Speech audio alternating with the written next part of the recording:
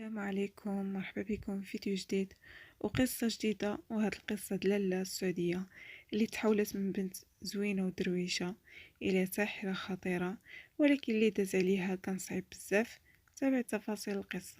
كانت لاله السعودية اللي الناس في الدور كاملين كانوا كيخافوا منها، وغير كيسمعوا الاسم ديالها في المجلس الناس كيسكتوا وكيبدلوا الهضرة. كانوا كيقولوا دوا بالكم من لاله السعودية راها كتعمل السحر. الدار ديالها كانت قديمة وحدة واحد الواد وبوحدة. الباب ديالها كانت من الخشب مهلوك وشجر اليابس داير بها من كل جهة. في الليل الناس كانوا كيسمعوا الأصوات غريبة بحال البكا والضحك وبعض المرات الغوات، ولكن الحقيقة اللي ما كان حتى حد كيعرفها هي أن السعودية ما تزادش في وسط السحر. في الماضي كانت بنت زوينة بزاف، والأب ديالها كان فلاح فقير، ويمها كانت خدامة في الزرابي. من الصغر ديالها وهي كتعاون والديها، وكان الحلم ديالها تعمل الأسرة ديالها وتكون سعيد. وملي كان في العمر ديالها 18 عام كان كيبغيها واحد الشاب سميتو يوسف، كان خدام حداد، كان ولد الناس وكيبغيو بعضياتهم بزاف، وكلشي كان كيتسنى العز ديالو. ولكن الحياة ما كتكونش كما كنبغيو، وكلشي تغير في واحد النهار ملي جا واحد الراجل غني من المدينة. شاف السعودية وعجباتو وطلبها للزواج، ولكن هي رفضت. الراجل ما تقبلش الرفض وبدا كيضيق على يوسف، كيضيق على حياته وخلاه يختار الخدمة ديالو. ومن بعد شهور يوسف مات في حادثة غامضة بالليل. بقات السعودية كتبكي نهار كامل وما بقاتش كتبغي تهضر مع شي واحد، حتى الناس قالوا ليها ما نعرف تكون تمسس بالجنون. حتى واحد النهار جات عندها واحد المرأة كبيرة معروفة بالشعوذة، قالت لها إلا بغيتي تنتقمي أنا نوريك الطريق. في الأول السعودية خافت، ولكن الحقد غلب عليها، ومع الوقت دخلت في العالم السحر.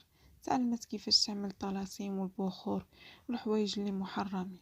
وبداو الناس كيجيو عندها من كل جهة، والسعودية بدات كتشد الفلوس بزاف. ودازت سنين في هذا الشيء، ولكن ما كانتش مرتاحة. القلب ديالها كان مزير وما كيحملش هاد الشيء اللي كتعمل.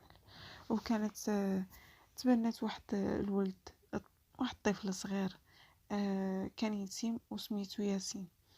كانت عنده السعودية عزيزة عليه بزاف، كان كيقول لها علاش الناس كانوا كيخافوا منك بزاف، وهي ما كتلقى ما تقول. بقات السعودية مستمرة في هاد الشيء.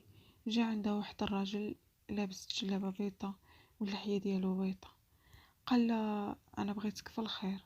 قالت له الناس كيجيو عندي باش نصحوا لهم وانت كتقول لي الخير. قال انا بغيت نقول لك راه الطريق اللي انت ماشيه فيها راه النهايه ديالها خايبه بزاف. السعوديه تعصبت وقالت له خرج عليا من داري. وملي مشى ديك الهضره بقات كطوله في راسو. في الليل الماضي ياسين فجاه طلعت له السخانه قويه، وبدا كيغوت وكيقول الدخان الدخان كحل. السعوديه خافت بزاف وداتو للطبيب عطاه الدواء، ولكن حالته بقات كما هي. وبقات فايقة ليل كامل وكتبكي. في واحد اللحظة حست براسها ضعيفة، طاحت على ركابها وقالت يا ربي إلا كنت مازال كتقبل عبادك اسمح لي وقبلني.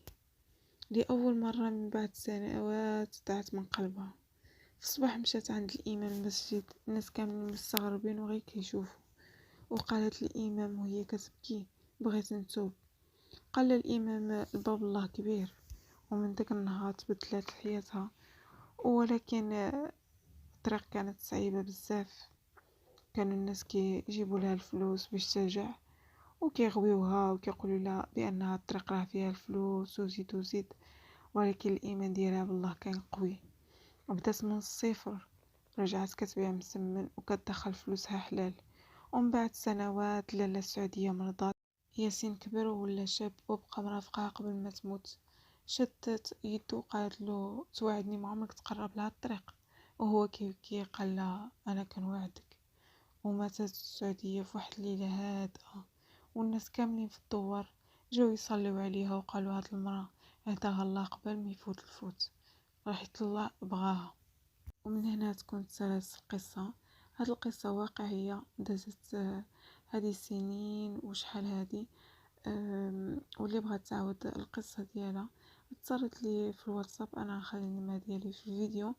وكنتمنى تكون عجبتكم هذه القصه، والى اللقاء في الفيديو القادم ان شاء الله.